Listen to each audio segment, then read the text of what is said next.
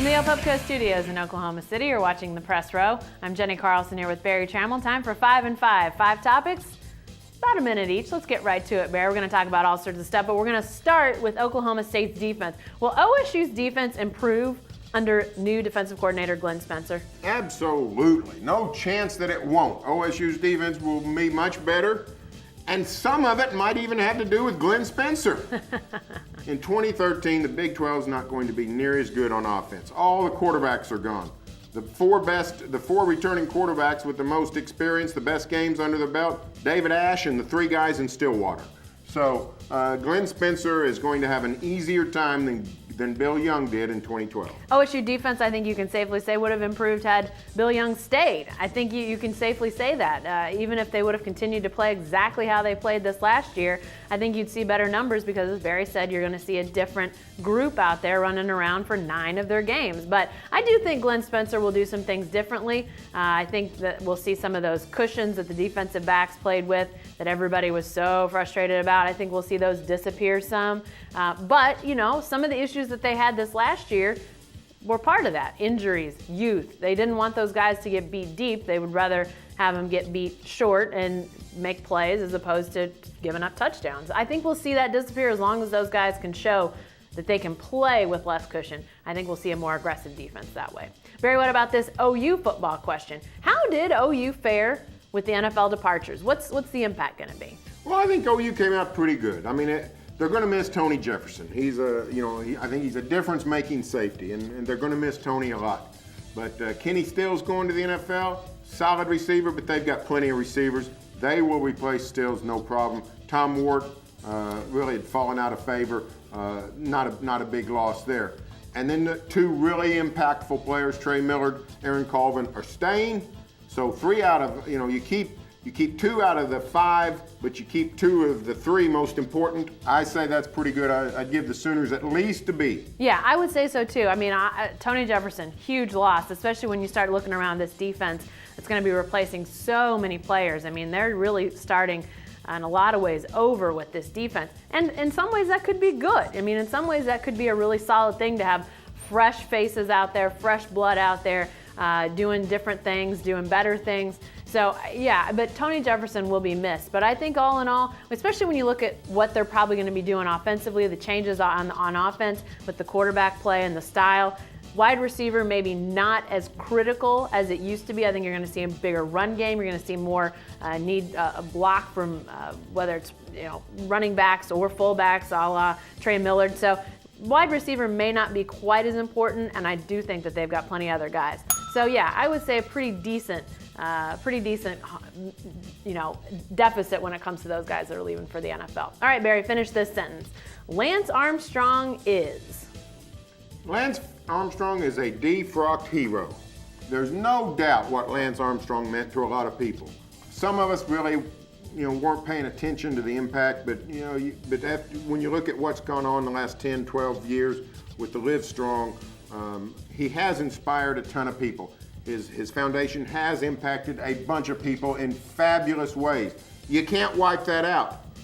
But he's defrocked. He was a fraud. He was a cheater. He did take performance-enhancing drugs. So, we see that a lot in life. We see that on small scales with people we know. It doesn't wipe out the good that they did, but they're not the person we thought they were.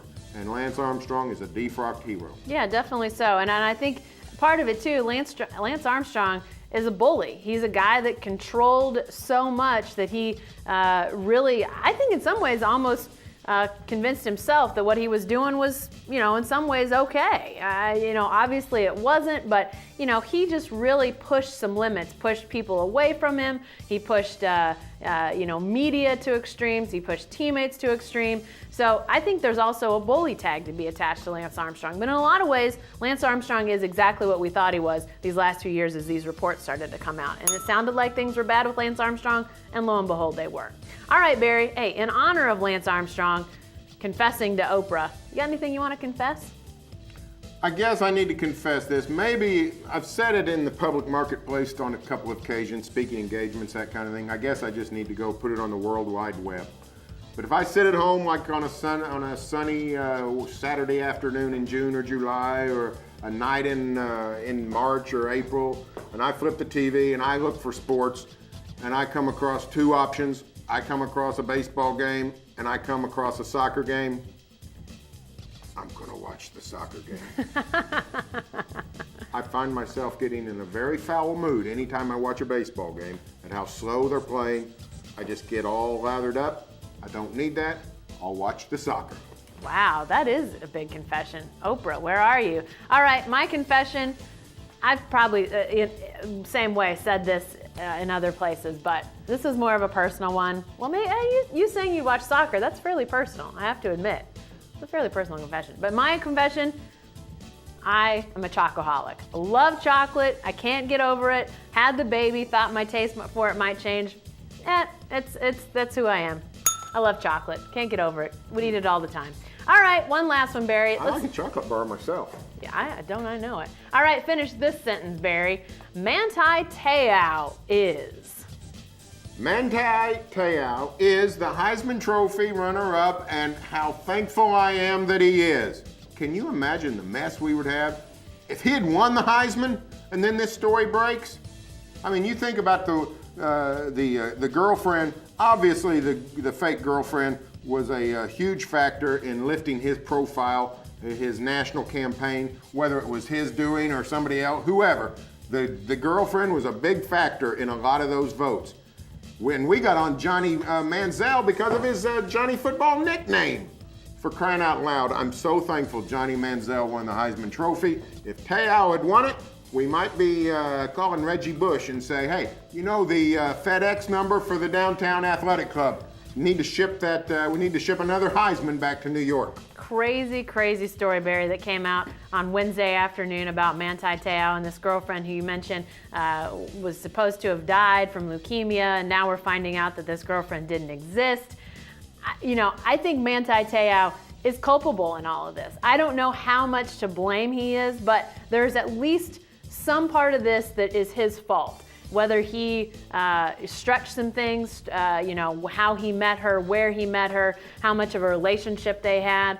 Maybe it just got away from him, and lo and behold, now he finds himself having to answer these questions about it. But he's at least culpable to some degree. I don't know if he was initially duped and then fell into it and found himself in the middle of it, couldn't get out. But in some way, he's to blame for this, and he's going to have to answer some hard questions. He's obviously going to be a good football player in the NFL, but this is a question you got to ask. You got to know what in the heck is going on here. And be sure to stay with the best coverage team anywhere at newsok.com and every day in the Oklahoman.